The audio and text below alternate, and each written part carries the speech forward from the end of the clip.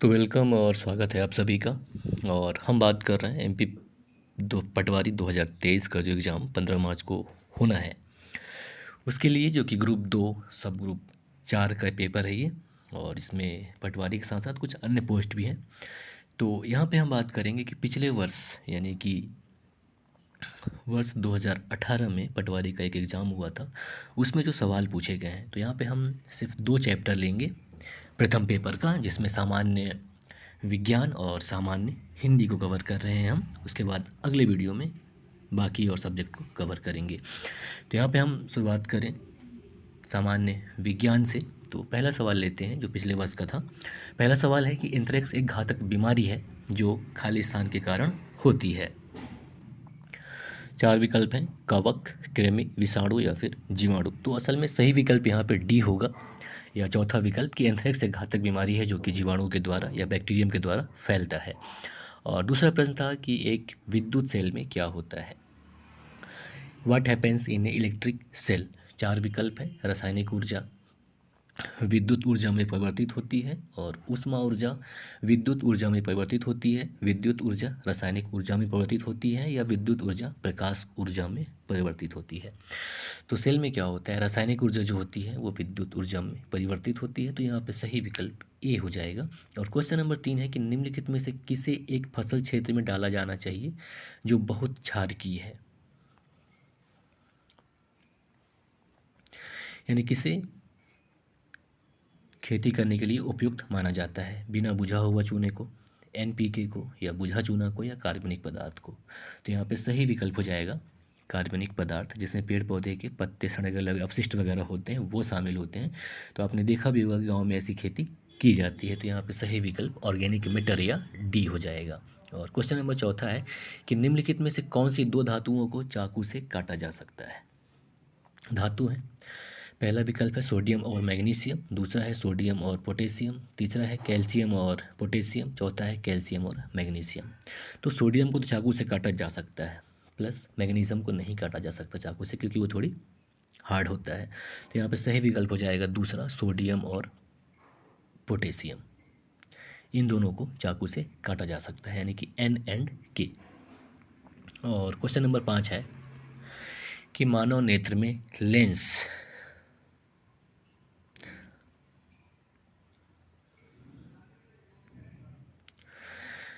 मतलब मानव नेत्र में एक वस्तु की छाया कहाँ बनती है या छवि कहाँ बनती है। कार्निया में, और रक्तक पटल में, श्वेत पटल में, या रेटिना में। तो इसका सही विकल्प हो जाएगा डी, रेटिना में बनती है। किसी भी मानव के इंसान में जो वस्तु का प्रतिबिंब बनता है वो रेटिना में बनता है। और छठवां प्रश्न है कि जैसे ही चंद्रमा पृथ्वी के आसपास का एक परिक्रमण पूरा करता है यह निम्न को पूर्ण करता है। अपने अक्ष पर 15 घूर्णन, अपने अक्ष पर 29 घूर्णन, अपने अक्ष पर 2 घूर्णन, अपने अक्ष पर 1 घूर्णन। परिक्रमण यानी कि चंद्रमा जो है पृथ्वी का जब पूरा चक्कर लगाता है एक, तो इसका सही विकल्प हो जाएगा डी। असल में 28 दिन कुछ घंटे का होता है। तो यहाँ पे सही विकल्प हो जाएगा डी कि अपने अक्ष पर एक घूर्णन पूरा करता है। ये इसका सही विकल्प हो जाएगा। क्वेश्चन नंबर 7 है कि कसकुटा बिना पत्तियों का लंबा तार जैसा पौधा है, इसलिए वह है क्या है। परजीवी है, मृतोपजीवी है, या कीटाहारी है, या सहजीवी है। तो ये पैरासाइट है, परजीवी है। और क्वेश्चन नंबर 8 है कि चूने का पानी कार्बन डाइऑक्साइड गैस से गुजरने पर दूधिया हो जाता है। ऐसा क्यों होता है। ऐसा इसलिए हो जाता है कि इसमें रासायनिक प्रक्रिया होता है। तो रासायनिक प्रक्रिया के बाद बनता क्या है, sodium carbonate, sodium hydrogen carbonate, या कैल्शियम कार्बोनेट, या कैल्शियम ऑक्जेलेट। तो यहाँ पे सही विकल्प हो जाएगा कैल्शियम कार्बोनेट। तो सही विकल्प 3। अब क्वेश्चन नंबर 9 है, और क्वेश्चन नंबर 9 है कि पृथ्वी वह प्लेट जो भूकंप उत्पन्न करने के लिए उत्तरदायी है, कौन सी है। पृथ्वी की परपट्टी, पृथ्वी के मेंटल, पृथ्वी का बाह कोना। यहाँ पे ध्यान दीजिएगा, कॉर्नर, ठीक है, कॉर्नर की बात कर रहा है। और inner core of the earth यानी कि पृथ्वी की आंतरिक कोर। तो यहाँ पे सही विकल्प हो जाएगा ए, पृथ्वी की जो परपट्टी है वह भूकंप उत्पन्न करने के लिए उत्तरदायी होती है। तो सही विकल्प 9वें क्वेश्चन का ए हो जाएगा। और क्वेश्चन नंबर 10 है कि पवन की गति का मुख्य कारण निम्न है, यानी इनमें से किसकी वजह से पवन में गति आती है। पहला विकल्प है निम्न तापमान या तापमान का निम्न होना, दूसरा है असमान शीतलन, और तीसरा है पृथ्वी पर असमान तापन, और चौथा है अधिक दाब। तो सही विकल्प है यहाँ पे सी, पृथ्वी पर असमान ताप, क्योंकि वायु जो होती है या पवन जो है अधिक तापमान से कम तापमान की ओर चलती है, इसलिए सही विकल्प यहाँ पे 3 हो जाएगा। और आगे चलते हैं क्वेश्चन नंबर 11 की तरफ। तो क्वेश्चन नंबर 11 है कि ध्वनि के कंपन का आयाम इसकी रिक्त स्थान को निर्धारित करता है। अब पहले ध्वनि के कंपन के आयाम की अगर हम बात करें तो जो इसका जो अधिकतम उच्चतम सिरा होता है वो इसका आयाम कहलाता है। और ये यहाँ पे 4 विकल्प दिए हैं, आवृत्ति, चाल, समय सीमा, प्रबलता। तो ये प्रबलता को निर्धारित करता है। और क्वेश्चन नंबर 12 है कि लंबे पेड़ों में पानी और खनिजों के परिवहनों के लिए उत्तरदायी बल होता है कौन सा बल, यानी जिसकी वजह से जो बहुत बड़े बड़े पेड़ आपने देखे होंगे उनमें जो खाना और उनके जो खनिज हैं और पानी है ऊपर चढ़ जाते हैं, किस वजह से। 4 विकल्प दिए हैं, गुरुत्वाकर्षण बल, चूषण बल, आसंजक बल या चुंबकीय बल। तो इसमें गुरुत्वाकर्षण और चुंबकीय बल से कोई लेना देना है नहीं, आसंजक बल भी इसमें यहाँ नहीं लगता, और यहाँ पे सही विकल्प हो जाएगा बी, सक्शन फोर्स या चूषण बल। तो चूषण बल की वजह से जो पेड़ में पानी और खनिज हैं उनको परिवहन किया जाता है। तो सही विकल्प बी या 2 हो जाएगा, चूषण बल। और क्वेश्चन नंबर 13 है कि एक स्टील के चम्मच की आंतरिक सतह खालिस्तान की तरह कार्य करती है। 4 विकल्प है, उत्तल दर्पण, अवतल लेंस या फिर अवतल दर्पण। तो यहाँ पे सही विकल्प हो जाएगा डी, अवतल दर्पण की तरह कार्य करती है। आप ऐसा करके देखिएगा कभी, उसमें आपका चेहरा बहुत बड़ा दिखेगा। तो अवतल दर्पण क्या करता है, चीज़ों को बड़ा करके दिखाने का कार्य करता है। तो सही विकल्प हो जाएगा चौथा, कॉनकेव मिरर या अवतल दर्पण। और क्वेश्चन नंबर 14वां है कि हमारे देश में दक्षिण पश्चिम मानसून जो है उसका मौसम किस महीने के दौरान होता है, जून से सितंबर, नवंबर से फरवरी, अक्टूबर से दिसंबर या मई से जून। तो सही विकल्प है जून से सितंबर, जिससे मेनली हमारे देश में बारिश होती है। तो यहाँ पे सही विकल्प हो जाएगा ए या 1। और क्वेश्चन नंबर 15 है कि नैदानिक थर्मामीटर का प्रयोग इसे मापने के लिए किया जाता है। नैदानिक यानी कि वही क्लिनिकल थर्मामीटर का जो प्रयोग है किसे मापने के लिए किया जाता है, मानव शरीर ताप, कमरे का ताप, क्लिनिक का ताप या फिर प्रयोगशाला का ताप। तो यहाँ पे सही विकल्प है ह्यूमन बॉडी या मानव शरीर के ताप को मापने के लिए इसका प्रयोग किया जाता है। तो यहाँ पे सही विकल्प हो जाएगा पहला, यानी कि 1 नंबर। और क्वेश्चन नंबर 16 है कि लंबे पेड़ों की शाखाओं द्वारा बनाए गए प्राकृतिक आवरण को निम्न के रूप में जाना जाता है, आवास, कैनोपी, जंगल या फिर क्राउन। तो यहाँ पे सही विकल्प हो जाएगा बी या नंबर 2, कैनोपी कहा जाता है इसे। और क्वेश्चन नंबर 17वां है कि मीट्रिक प्रणाली किस देश में प्रस्तावित की गई, फ्रांस, भारत, अमेरिका या फिर इंग्लैंड। तो इसका सही विकल्प हो जाएगा ए, फ्रांस में प्रस्तावित की गई थी ये। और क्वेश्चन नंबर 18वां है कि लौ का सबसे गर्म क्षेत्र कौन सा होता है, the hottest zone of flame कौन सा होता है, उसका आंतरिक क्षेत्र, मध्यवर्ती क्षेत्र, मध्य क्षेत्र या बाह्य क्षेत्र। तो जो लौ का सबसे गर्म क्षेत्र होता है उसका बाह्य क्षेत्र होता है। तो यहाँ पे सही विकल्प हो जाएगा नंबर 4 या आउटर जोन या बाह्य क्षेत्र। और क्वेश्चन नंबर 19वां है कि सेक्स हार्मोन का मुक्त होना खाली स्थान द्वारा स्रावित हार्मोन के नियंत्रण में होता है, थायराइड, पीयूष ग्रंथि, वृषण या फिर अंडाशय। तो यहाँ पे सही विकल्प हो जाएगा पीयूष ग्लैंड या पीयूष ग्रंथि के द्वारा, क्योंकि पीयूष ग्लैंड को मास्टर ग्लैंड भी कहा जाता है। तो सही विकल्प 2 हो जाएगा। और क्वेश्चन नंबर 20 की बात कर लें तो क्वेश्चन नंबर 20 है कि लैंप और जेट एयरक्राफ्ट के लिए ईंधन के रूप में प्रयुक्त होने वाला पेट्रोलियम उत्पाद कौन सा है, सीएनजी है, केरोसिन है, डीजल है या कोल गैस है।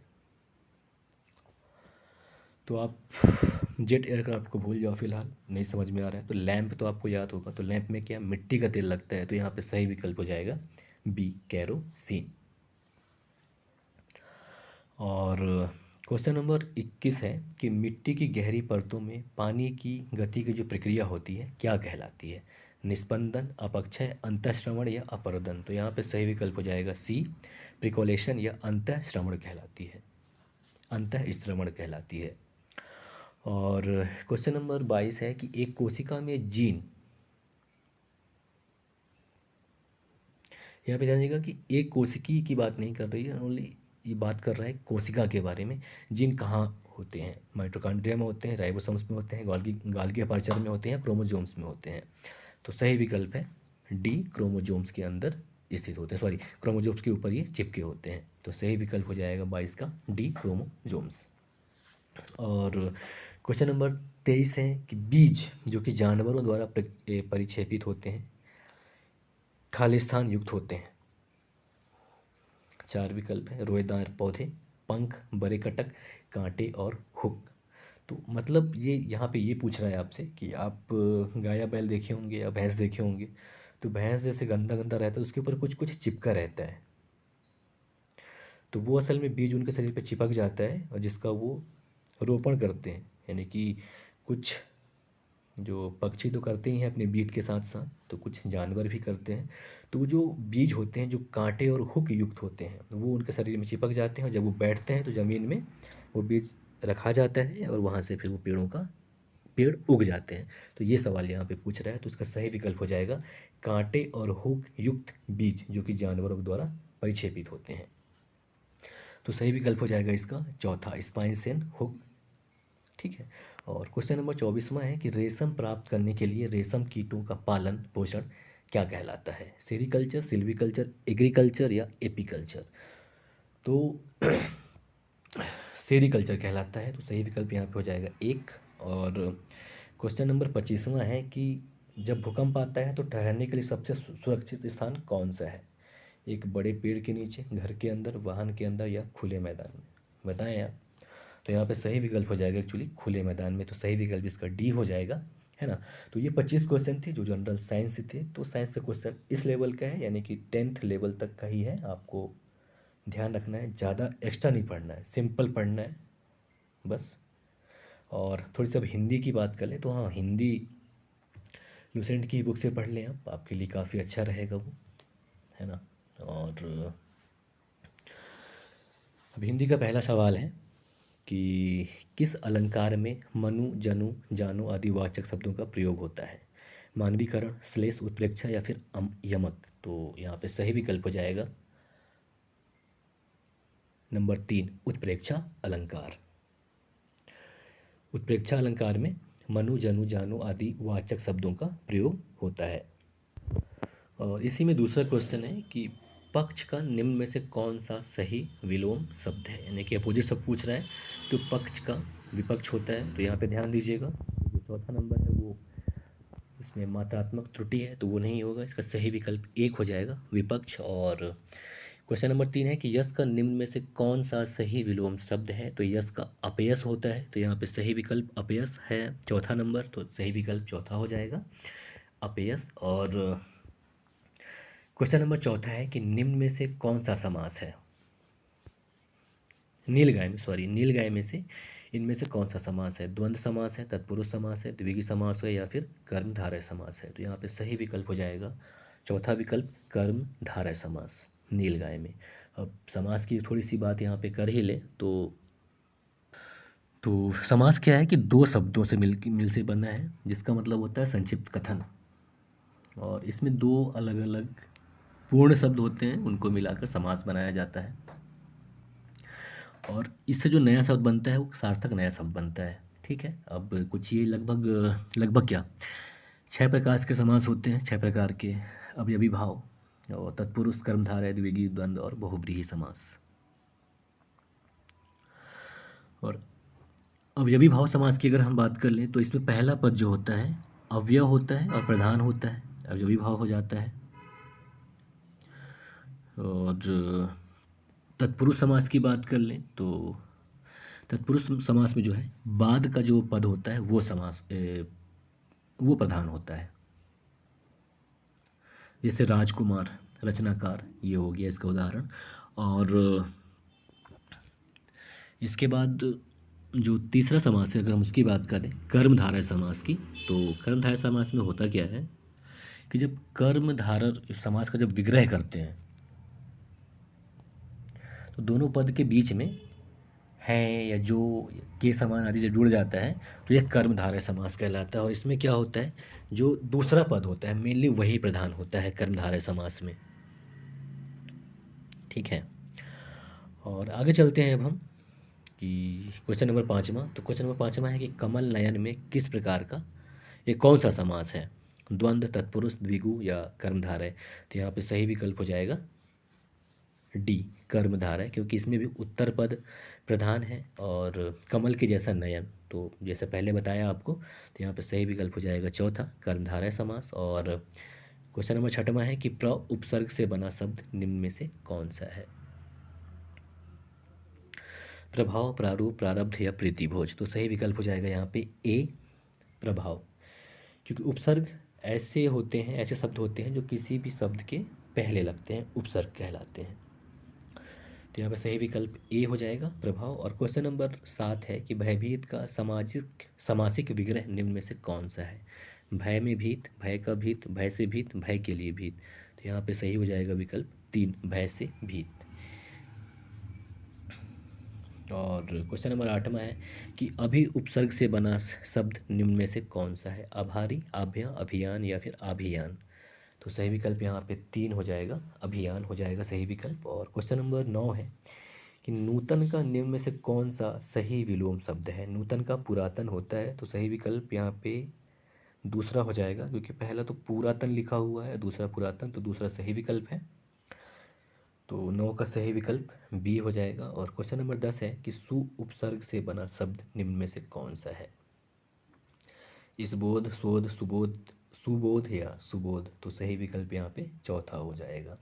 तो हिंदी में आपको मात्रा का भी ध्यान देना है ना। और क्वेश्चन नंबर 11 है कि काव्य यानी किसी भी कविता में जब शब्द विशेष के कारण चमत्कार होता है तो उसे कहते हैं अर्थालंकार, शब्दालंकार, इनमें से कोई नहीं, या फिर अलंकार। तो जब शब्द के कारण चमत्कार हो तो शब्दालंकार होता है, तो सही विकल्प यहाँ पे 2 हो जाएगा। और क्वेश्चन नंबर 13 है कि गंगोत्री का शुद्ध रूप निम्न में से कौन सा है, गंगोत्री है तो पहला लिखा है गंगोत्री, दूसरा है गंगोत्री, तीसरा है गंगोत्री, चौथा है गंगोत्री। तो यहाँ पे सही विकल्प ए हो जाएगा, नंबर 1, गंगोत्री।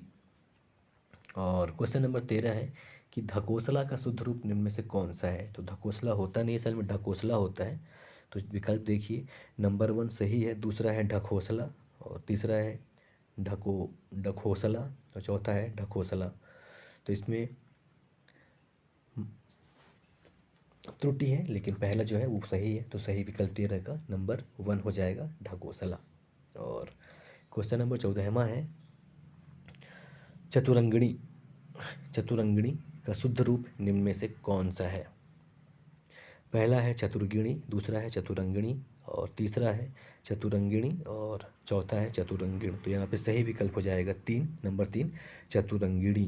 तो ये सही विकल्प है। और क्वेश्चन नंबर 15वां है कि मतैक्य के लिए सही संधि विच्छेद को चुने, मतधन ऐक्य, मतधन ऐक्य, मतधन इक्य, मतधन ऐक्य। तो यहाँ पे सही विकल्प हो जाएगा नंबर 2, मतधन ऐक्य, मतैक्य। तो यहाँ पे सही विकल्प नंबर 2, मतधन ऐक्य, और ये स्वर संधि है, स्वर संधि का वृद्धि संधि पाठ है ये। और क्वेश्चन नंबर 16 है कि परमोदार्य के लिए सही संधि शब्द विच्छेद को चुने। तो इसका सही विकल्प हो जाएगा नंबर 1, परमधन औदार्य, नंबर 2 है परमधन औदार्य, नंबर 3 है परमोधन औदार्य, और नंबर 4 है परमधन औदार्य। तो यहाँ पे सही विकल्प हो जाएगा परमधन औदार्य, यानी कि नंबर 1 विकल्प, और ये भी वृद्धि स्वर संधि है। और क्वेश्चन नंबर 17 है कि सिर के लिए सही पर्यायवाची वाले शब्दों की पंक्ति को चुने, नंबर 1 है शीश, शीर्ष, मूल, शीश, शीर्ष, मौली, शीश, शीर्ष, मौली, और शशि, शीर्ष, मौली। तो इसका सही विकल्प है शीश, शीर्ष और मौली। तो सही विकल्प यहाँ पे नंबर 3 हो जाएगा क्वेश्चन नंबर 17 का। और क्वेश्चन नंबर 18 है कि सखी के लिए सही पर्यायवाची वाले शब्दों की पंक्ति को चुने, सहचर, आली, सहेली, तो सहचरी आली सहेली, और सहचरी आली सहेला, और सहचरी अल सहेली। तो यहाँ पे सही विकल्प नंबर 2 हो जाएगा, सहचरी आली और सहेली। और क्वेश्चन नंबर 19 है कि देवर्षि के लिए सही संधि विच्छेद को चुने। देवाधन ऋषि, देवधन अऋषि, देवधन ऋषि और दवधन ऋषि। तो यहाँ पे सही विकल्प नंबर 3 हो जाएगा, देवधन ऋषि।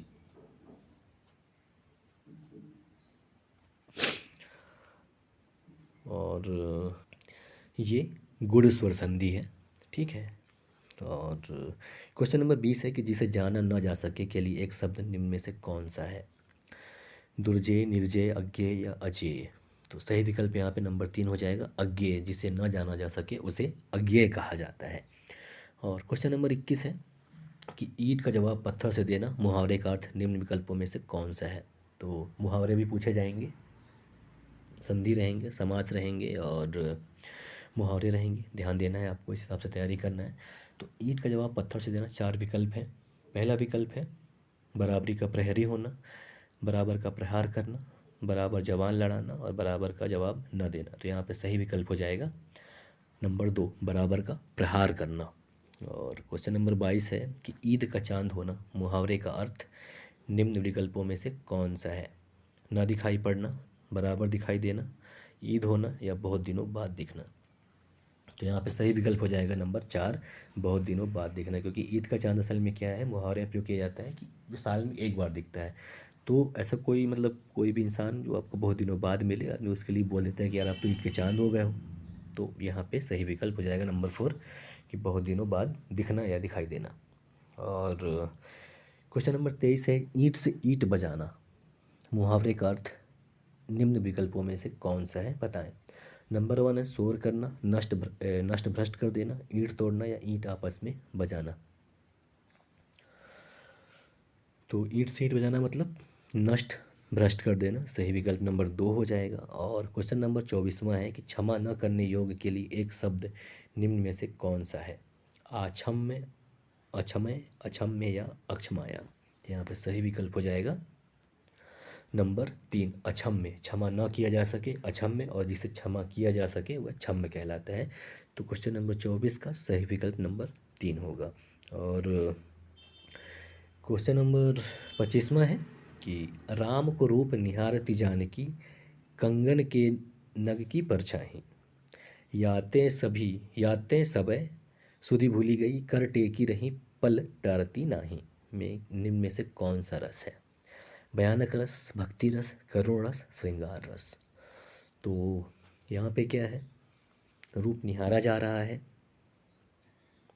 तो यहाँ पे सही विकल्प डी हो जाएगा, श्रृंगार रस। और तो ये था फिलहाल, इसमें हम यहाँ तक ही बात करेंगे। आप मतलब हिंदी और सामान्य विज्ञान पर ही।